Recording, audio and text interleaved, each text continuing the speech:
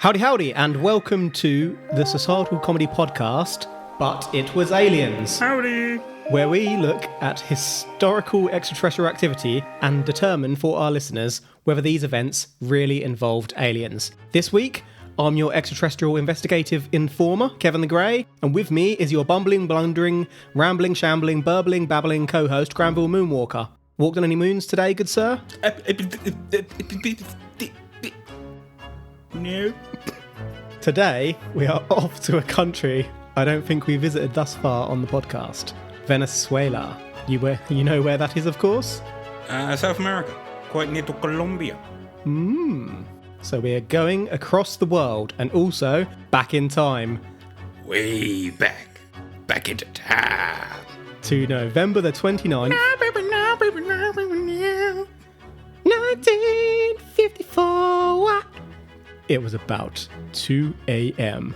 in Petare, a suburban area about 15 miles from the capital of Venezuela, Caracas. Gustavo Gonzalez, a tradesman from Cuba of 25 years of age, was driving his van to meet processing wholesalers with his assistant, Jose Ponce, to get some pork products to sell on the market at daybreak. As the two gentlemen drove on Bella Vista Street within the warehouses sector, silent and almost deserted at this early hour of the morning, the men noticed that the street was as illuminated as if daylight had come. Suddenly, they noticed a brilliant white object blocking the road forward. The object appeared to be a metallic sphere about 4 meters across. The men were confused. You know why they were confused, don't you? Because they wanted meat. Who the funk goes to a wholesaler at 2 a.m? Yeah, but that's the start of their day. They've got to get up early, get the meat, then go and sell it at the market. How far is their market from the wholesalers? Enough away that they have to get up at 2 a.m. It's a long travel, which would mean that they got up super early to drive there, and then to drive back, and then to do a full day's work. 2 a.m. Some shady business going on. You don't even care about the bright white sphere. I was about to get onto that. You was like, they're getting up to no good. They're up too early. What time do you get up in the morning? Depends on the day, but normally about 4 o'clock. What time do you tend to go to the gym if you're going early in the morning? To work or Not to work out? To work out. 3 in the morning. He's up to no good. Gotta get those gains before work, yeah? Then work out again after work. Go home, have a quick workout. Nah, just the one. Bright white sphere. 4 meters. So, that was in the middle of the... 4 meters isn't really that big though, is it? Thinking road-wise. Not massive. Should I continue? Or are you going to hum some more? Question answered. Continue? Gonzalez was pissed that someone was blocking the road and got out to investigate. Hold on, sorry. I'm glad you continued. So they see a bright white metallic sphere about 4 meters across in the middle of the road. And he's pissed that someone's blocking it. Yeah. So he's not even... Like, this is normal to him. Well, it's early in the morning. It could just be bright headlights in front of some sort of vehicle. He can't make it out. Oh, that's a very good point. Okay, continue. So he got out to investigate, sending Ponce on ahead. Gonzalez watched on as Ponce approached the light before running back to the van. Gonzalez and Ponce had discovered that the sphere had 2 window-like areas on the sides and a small opening less than a metre in height. But what was most striking was that it was hovering about half a metre above the street without any support or landing legs. As Gonzalez had looked on in amazement about 8 metres from the sphere, Ponce had noticed a strange entity approaching him, hence why he ran back to the van. Gonzalez saw the creatures, and at first he was hesitant, but then he advanced towards the creature and wrapped his arms around it. Gonzalez tried to capture the creature and drag it back to the van. That's right. Gonzalez tried to abduct an alien. Okay, I was about to say that he got out of the van acting like a big hard man, but then sent Ponce. I actually cracked up at that point when I was investigating this one. I was like, this is a tough man. And then it was like, he sent his mate on ahead. What? But then he tries to give it a hug. Wrap his arms around it to hold it. He's taken that bad boy. Gave it a hug. He must not have been worried about it then, in terms of what it could do to him or anything like that, if he just ran up and... It's hard to say. Like, did instinct take over? But what would you do in that situation? You've hugged it, and then... He wasn't hugging it. He was trying to take it. He was wrapping his arms around it to stop it fighting as he dragged it back to his van, which is not creepy at all. But what's he going to do? In the van? Like, he has to let go at some point. So He can't knock it out with his arms around it. He's going to hit it against the wall. Bonk, Or he's going bonk. to get Ponce to give it a right hook. Yeah, he's going to send Ponce in. So he drags it back. Ponce, you get in the back of the van, chucks it in with Ponce, tells Ponce to deal with it while he drives off. But yeah, I don't know whether it was like instinct that took over in terms of I'm going to stop this thing from hurting me, hence why he wrapped his arms around it, or whether he was thinking, holy shit, what is this thing? I'm going to take it to my van where I can hold it captive and take it to someone who can examine it and determine what it is. Like, was he trying to do good for humanity, or was he just trying to survive? Or I don't know what he was thinking. or was there some other reason why he wanted to put it in his van? Right now I'm going on the fact that he wanted to give it a hug. Now, I don't know what Gonzalez was thinking. In researching the many stories about this file, the first thought that came to my head was that Gonzalez thought he could sell it at the market. He's on his way to a meat market.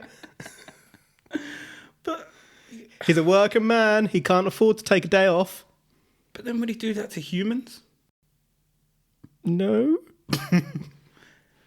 Is this man selling human meat? Because what, are you selling it dead? Are you selling it alive? How do you know cooking it That's isn't gonna... He doesn't care at all, does he? He just wants the money. he might hold it in his van and give the choice to who he's selling it. Like, you can imagine him walking into the market in the morning. Gather round, guys. I've got something to sell you today. Do you reckon he's gonna take it back and hang it up in the freezer and use it as a punching bag like in Rocket? He's going to send Ponce in there to train. Ponce comes out 2 months later like, Come on, Ponce! hench as fuck. So, as Gonzalez attempted to abduct the small creature, he discovered that the creature was a little gym rat bitch. The creature was strong. It broke away from Gonzalez's hold and, in releasing itself, knocked Gonzalez to the pavement. Gonzalez would later report that the creature appeared to weigh about 50 kilograms or 110 pounds. As Gonzalez got back to his feet, following the creature called its boys in. 2 other small aliens were approaching Gonzalez. One of them pulled out a flashlight and shined it in Gonzalez's face. Blinded by the lights, Gonzalez whipped out his pocket knife, and as his vision returned, he saw one of the aliens coming towards him. Gonzalez slashed with force towards the alien, striking it in the shoulder, but the blade bounced off the tough skin of the alien. The alien grabbed Gonzalez, revealing 4 sharp claws on its hands. Have you ever tried to hit a rhino? No. You just wouldn't do it, would you? You wouldn't. These are pound for pound strong bastards. Yep. Gym rats. These are like Olympic lifters. He's attacking an Olympic team. They don't look strong at all, but they are strong as fuck. They are the beasts. He got shit kicked out of him, didn't he? When he whipped out that little knife. And he stabbed it in the shoulder and it just went pink. They revealed their sharp claws and they were like, that's not a knife. This is a knife. The aliens were Australian. You call that a knife, mate? Oh, what was his name? Oh, it's Hogan. Paul Hogan. Yeah. Crocodile Dundee. Go and watch that film if you haven't seen it. When I was trying to think of his name just there, the first thing that came to my head was Hogan Brother. Hogan Brother! No, that's not the one. That's the other Hogan. That's the twat Hogan. Yeah. Now, I love all creatures, great and small, except earwigs. Fuck earwigs. So I haven't ever tried to cause harm towards a rhino, but from what I understand, in the many science books I've read, those bastards have tough skin. Yep. What we are dealing with here is basically mini-man rhinos. Gore! Do you remember, I was going to say, do you remember the wrestler Rhino? It's basically 3 of him. You know one of these little sturdy shits is going to gore Gonzalez any second. You don't bring a knife to a ray gun fight and get away with that. They got gored to death, didn't they? Gore! Both of them or just Gonzalez? Well. Thing is, they could have popped down and were just asking for directions. They could have been friendly rhino aliens. Gonzalez is... He's just gone and tried to abduct one. Like, he instigated that. He approached it. They were just stalled in the road trying to restart their vehicle. excuse me, can you tell me where that... What? Come here, brother. Get off I'm me, going mate. to the market. Get off me. In my van. Oh, Next to Susan. is it Pete the puppy? For Jim. Yeah, we we were discussed talking it a about few the other weeks day. back, yeah. They went all Pete on him. Incredible Hulk, Pete the puppy. These aliens have been studying. So as this rumble was going on, Ponce tagged back in. Ponce, who had been carrying in the van, got back out and headed back towards the sphere. Found his balls. Found his balls in the van. They were being sold. Suddenly, a small, hairy alien emerged from the right of Ponce, walking up a slope with clumps of dirt in its hands. The little bugger noticed Ponce, jumped a full 2 metres up in the air, and into a hatch on the sphere. Seconds later, another little hairy bastard emerged, armed with a long, shiny tube, which it pointed at Ponce and Gonzalez. See? Knife to a ray gun fight. So, clumps of dirt. They Yep. were either scientists Good call. that came with backup, just in case, like bodyguards. Good bloody call, yeah. And that shiny tube could have just been a test tube, but they were like, let's just point it at them and see if they get scared off. They had no weapons on board No. whatsoever, but Just use whatever was in their hand, He's like stupid. fight or flight.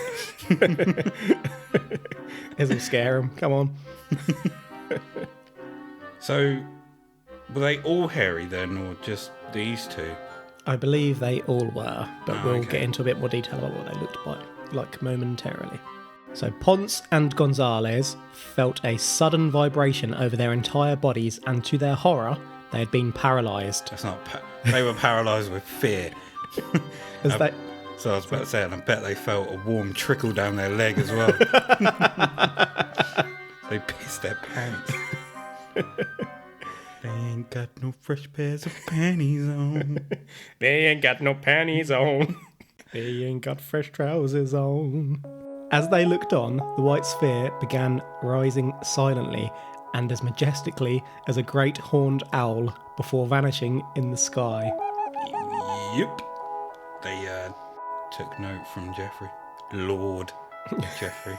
And how to fly away majestically. So despite being pulled into a fight, these guys didn't seem to be violent, did they? No, because... Gonzalez started it. He tried to abduct one of them. Yeah, and didn't one of them grab Gonzalez and then got out its claws and was just kind of held him there Yeah. and decided, look, this is for your own safety. You stand right here. Don't clench your cheeks. I'm going to death grip you. If you try something, I'm slashing you in bits. They were talking to them that matter-of-factly the whole time. Yeah. Like, look, mate, you can try and fight me, but you're not going to win. Just stay still, be a good boy. We just came here for dirt. Now, you had to go and be Billy Big Bollocks and get your knife out. Well, you call that a knife. Now you're fucked. Now sit there and be a good little boy. So, we have an illustration of the event, which I will show to you now. Here you go. So this looks like a black and like a chalkboard drawing, Yeah. but a really good chalkboard drawing. If It's you're pretty drawing good, that. isn't it? It's Yeah. better than our usual standard. So what I'm currently looking at is the car which Gonzalez and Ponce have gotten out of. There is a sphere in the middle of the road with a little hatch, which one of the little hairy men is kind of hanging out of. There is another one kneeling on the floor as if he's bowing to him, but Maybe he's the ruler. I was about to say, is that the one with the clumps of mud in his hand? It looked like he might have picked something up off the floor. The one and holding kneeling it. looks like he's holding something. Yeah. While we clearly have Ponce running towards him, or walking towards him. Walk, run. You can't really tell. Mid-motion. It looks more like a run in the walk, but it is a picture, so I don't think it matters that much. Gonzalez is hiding behind the car door. So this must have clearly been before The Ponce fight. turned and legged it back and Gonzalez decided to try and give one a bear hug. Two things jump out to me in this image. Firstly, the hatch into the sphere. It is bright white inside it. Mm-hmm. Surely that would be blinding to sit in it, wouldn't it? Not necessarily. Unless they've got light dimmers on those helmets of theirs. Although, are they even helmets? Because if you were to Who's to say they're not like turtle people? have, I was about to say, a sphere like that with lights on the inside, you're on the inside, you're fine. As soon as you open that up to the outside world, that's going to be bright I as suppose anything. it was like 2 a.m, wasn't it? So, Mhm. another thought. I think it was Colonel Shaw. Hard bastard. Yeah. After getting a bit of a rumble, the aliens floated into their Oh yeah, craft. they Mary Poppins their way back Yeah, and these ones jumped into that hatch as well. You got to have a pretty accurate jump to jump up in the air and land directly in it, haven't you? in. Or you're just really athletic. So, yeah, it's not the first time we've heard of that. But here's a second illustration, specifically of the aliens. They look like frogs. Hairy frogs. Were they frogmen? Wow. It literally looks like a humanoid frog. So imagine a frog, if you will, but it's standing upright like a human, and it has Freddy Krueger hands. It's Frog Wolverine. That is pretty much it. It actually is, isn't it? Yeah. Bug eyes. Like, you could cause some damage with those claws if you wanted to. yes, you I think could. Gonzalez has gotten off lightly so far. Yep. They clearly are just scientists with some form of defense. And they're like, look, we don't want to hurt you. So sit the fuck down, Gonzalez. So, once their movement returned, the blokes were understandably crapping their kecks. Jose ran to the traffic office nearby, and minutes later, Gonzalez arrived at the same place. The gentlemen were provided with a glass of water to calm their nerves before enthusiastically describing what they had just experienced to duty officers Manuel Marino and E. Dominguez. Neither man was drunk or insane, as the officers would testify. Not in court, just generally. Ponce and Gonzalez described the aliens. The one who had a fight with Gonzalez was hairy, with stiff, dark hair, noseless, had glowing eyes, was short at about 1 metre in height, barefoot, webbed hands with 4 claws. It had a round head, which may have been a helmet, as it was also mouthless, and it was wearing a loincloth. That's a wrestler outfit. Gonzalez explained that the alien was extremely agile and strong as an ox. Wrestlers. Definite wrestlers. If anything like that ever happened to me and I went to the police, I would not want a glass of water to calm my nerves. Give me whiskey. Give me something strong. Where's that crack? I know you got some. So they didn't hop into the car to... They pegged it. So they obviously pegged it together rather than just pegging it to save their own lives. They just ran Yeah. together, thought they'd be safer. Slightly different routes, but both to the same place. So they didn't run together. They Not literally like side just- by side, but they just both pegged it And they pegged it in the same place, yeah. I wouldn't say that's the one place you're going to go, but that is somewhere that would come to mind. A police station or something like that. So stiff dark hair, like a hedgehog or a porcupine, or was that like all over their body? A porcupine. Because they had helmets on, so it couldn't have been like on their head. Yeah, you're right. On their body. So do you have an image in your mind now, having said that, as to what these things looked like? Sonic the Hedgehog. I have another 3 pictures for you here. Right, before we go on to those, in my head is a frog-porcupine hybrid. A frogupine, if you would. Frogupine. Ooh. So I couldn't find who made these. Honey Monster. But I was about to say, tell us what you see, but now these are the 3 artist renditions. So the first one looks like the Honey Monster with a cool pair of sunglasses on. Yeah. And he should be like he could be Bigfoot, actually, couldn't he? Or not Littlefoot. kneeling, but leaning against a wall. He's a dude. He's just chilling. Or so there's something that's coming from his hand, which is next to his leg. So that's either part of the wall he's chilling on, or he's got a cane or a walking stick, and he's a pimp. Or he's just old and needs it to get around. Second one looks more humanoid in nature. Yeah. Like, anything jump out to you about this one? Just a really hairy man who looks like he's just got... Is there hair anywhere in particular? Where a penis or genitals should be. He's just got like a hair a triangle penis. of hair that points down. And just a spearhead with 2 eyes. It looks nothing like the other 2, and it's just a really hairy dick. You can't see any dick, just a triangle of hair. Stiff hair. Picture number 3 looks familiar in terms of its being in a film or... It looks like the something pictures that Huggins drew to me, actually. That's just come to me as we're talking about it. That's it. Because I've pictured one of our adverts, and it's got that painting in it, and that's exactly what it looks like. That is it. So... Crossover with 2 did they previous steal cases Huggins' picture, or is this thing in 2 different probes? 3. So later in the morning, Officer Jesus Antonio Yanez stated... You'll find that's Jesus. I know, I just want to say Jesus. I know, I just want to say Jesus. Stated that a unique incident had occurred. You hear that? Had occurred.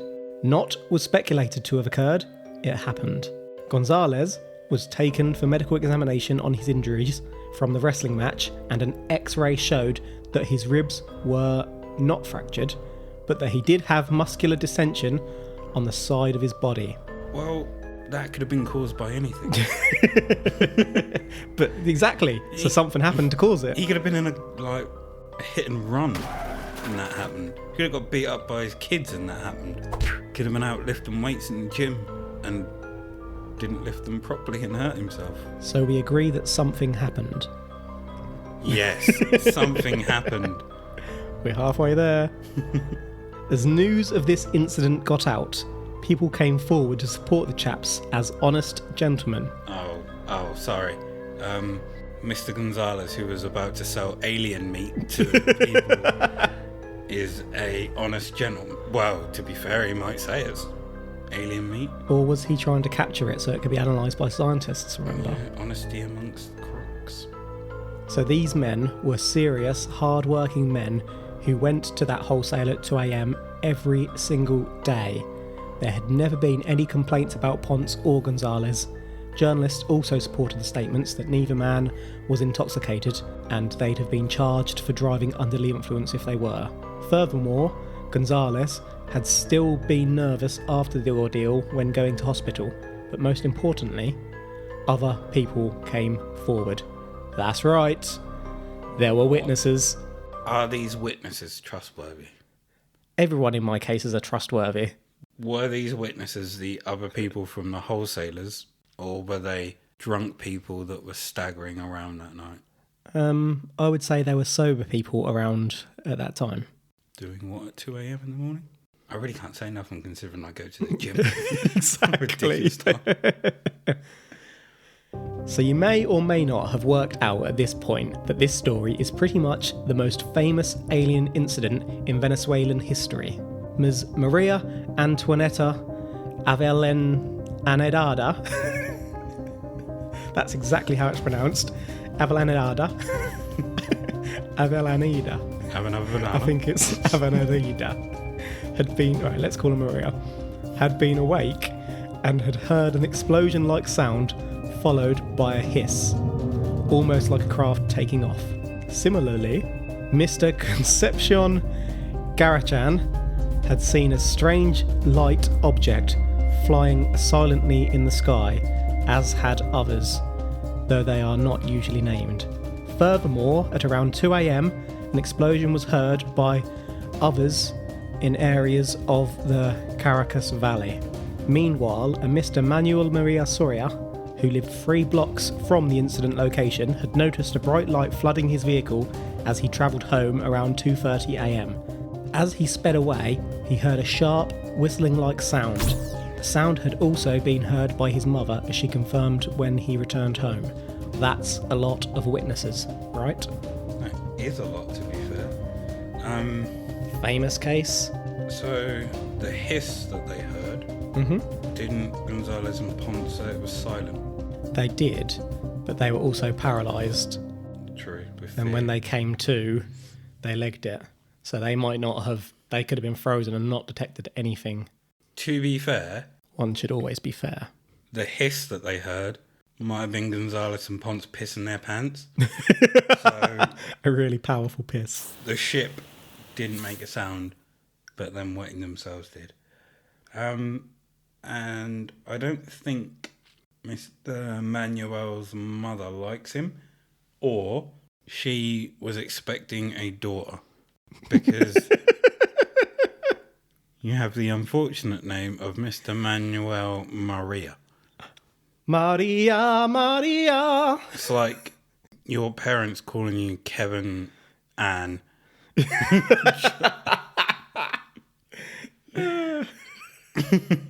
That is an interesting name, isn't it? Yeah. Kevin Ann. Granville Debbie. You're going to grow up confused with a name like that, aren't you? But there were more witnesses still. What? Yep. Dr. Julio Garces. God, my pronunciation of these names, I apologise. A lab technician was driving nearby and heard screams. Whoa. Who was screaming? He just heard them. So Gonzalez and Ponce failed Getting beaten up. to mention the fact that they screamed. while they You were know getting full beaten. well, as soon as Ponce walked up to them, sent on by Gonzalez, and saw those things, he was like, "Oh my God!" He ran him back, absolutely filling his pants. The screams of frightened men. Indeed. So Mrs. Elsa Dudestat also saw the bright light rising skyward in the shape of a spherical disc. In fact, many residents living nearby all reported seeing the strange light, but would not give their names due to fear of being taken by national security, who are now looking into the incident. People had gathered outside their houses, thinking the explosion and bright light was some sort of government weapon. A police search begun in the nearby area, but nothing was found. The file remains unsolved to this day. Ooh, pretty minimal. So there are some contradictions in this file. Several reports I read stated that the aliens weighed anywhere from £35 to £110. The flashlight was also reported to be a lantern. Lots of witnesses heard the hiss, but Ponce and Gonzalez didn't hear anything, as you rightly pointed out, which, to be fair, could be explained by their paralysis. Who knows how conscious they were, or whether their senses were also subdued. But there we have it. Thoughts? I'm Saying that it was aliens. on the fence. Ooh. You like that fence lately? So, yeah. quite comfortable. I'm going to get you a cushion for that fence. Perch. So was 2 o'clock in the morning. Yep. Did someone fancy a cup of tea? And stuck a kettle on. Everyone in the neighbourhood woke up at the exact same moment and stuck that kettle on. Yep. Like the break after EastEnders, or it's half time in the NFL. I mean, how badly they weren't hurt, were they? Not hugely. It sounds like they could have been hurt a lot more, but the creatures decided to leave them. Could also be a case of they started a fight with the wrong people. And Or maybe this species, despite the interesting claws, are actually peaceful. And they were collecting dirt. They could have been here conducting scientific experiments. Or they were human. And with claws. Gonzalez and Ponce were acting tough and got the shit kicked out of them by people much smaller than them. Yeah, what really happened? So they concocted this story to a car broke down in the middle of the road. Make it seem like they didn't get the shit kicked out of them. Gonzalez wanted to get to that market and get the best spot, so he sent Ponce to sort them out and get them out of the road. Ponce came back. Gonzalez was like, I'll grab him now. And then all of a sudden, he just got gored. Yeah. A couple of luchadors had him. So to summarise, Ponce and Gonzalez encountered a light blockage in the road when off to pick up pork to sell on the market, as they did every day. Upon inspecting the blockage, they discovered it was a hovering craft. They saw aliens. Gonzalez tried to abduct one of them, but the aliens were strong. They fought back. One alien had a handful of dirt. As the scuffle ensued, the aliens pulled out a shiny tube which paralysed Ponce and Gonzalez before flying away. There were many witnesses to the light in the sky. Gonzalez and Ponce went to a local station, and Gonzalez had indeed picked up some light injuries. Both men were of reputable nature. What do you make of it all? I am saying that it was aliens. That was your inner monologue there. My name is Granville. But I'm not saying it was aliens. We ain't at that bit yet. You're supposed to be telling me what you make of it all. I personally think they just got into a fight with people they expected to beat up. But what about all the witnesses who heard like the explosions and stuff? Maybe there so was many witnesses. other things actually going on, National security investigated it. but came away with nothing. Or they haven't announced what they came away with. That's a good point. So Surely. until they do, If these guys had just had a fight, they'd have come straight out and said that. They just got in a fight. Nothing to see here, people. But what they've actually done is just gone quiet. Quiet. what's happened? What's happened since this? Silence. But from who? Everyone. Like everyone. People don't want was to talk about it because they're scared that they're going to get silenced if they do. Gonzalez and Ponce are still reputable men who go out their day selling meat and whatnot. But they quite didn't. possible this did happen. They didn't ever go to seek notoriety from this. They just faded back off into their normal lives. I'm going to say that with a little bit more evidence, I'd be willing to say this is aliens. There is no more evidence. Until I have that evidence, I'm saying it's not aliens. You son of a bitch. Bitch. However, if you were to come back to me in a week or so with more, I'll let you have this. I'm going to touch on that note regarding a previous episode in a minute. I'm just going to wrap up this one because I need to give my conclusion, and clearly I am not saying that it was aliens. Because... Oh yeah. What have you held back? Nothing, there's just not enough evidence for me either. I think it's an interesting one, and it's good to have some characters in the tales who are more honourable. How often do I say someone's trustworthy and they turn out to be Hitler? That's true. So yeah, it was a nice one, and I really liked the idea of a man trying to abduct an alien rather than the alien trying to abduct the man.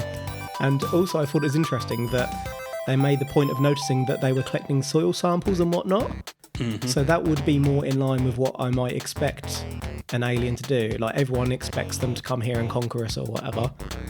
if we were studying, if we had to set on the to visit other planets and whatnot, we might investigate them as we do animals. We're not just necessarily going to go there and conquer. Science project. Yeah, so they might even be taking soil samples because they've had issues on their home planet and they need soil. Recreate. Yeah. So yeah, I like it. I find it's quite a romantic tale, but like I say, it's just, there's not enough there, is there? Need some more meat on the bone. So I'm not saying it was aliens, but on the note of previous episodes, coming back to them, I've been digging on Travis Walton. Oh, you have? I have. Did you know that he has a significant background in fraud? No. I'm still saying yes. But anyway, that just about does it for this week's episode. We've really enjoyed reading your 5-star reviews, and please do continue to leave them for us as it really helps us, and we are considering reading some out on future episodes of the show. But for now, you can find us on Instagram at But It Was Aliens Podcast. We're on the Twitter at But It Was Aliens. The Twitter! We've got a Facebook group called Extraterrestrial Towers. Come probe us, or probe with us, whatever you'd prefer. But yeah, thank you so much for listening to But It Was Aliens! And we will be all up in your ears next week. But before then, if you're a little confused and are feeling some doubt about anything in your life, get in touch with us and we can help you establish the truth, because the truth is up there. #probe. Probe. You've been a very naughty girl.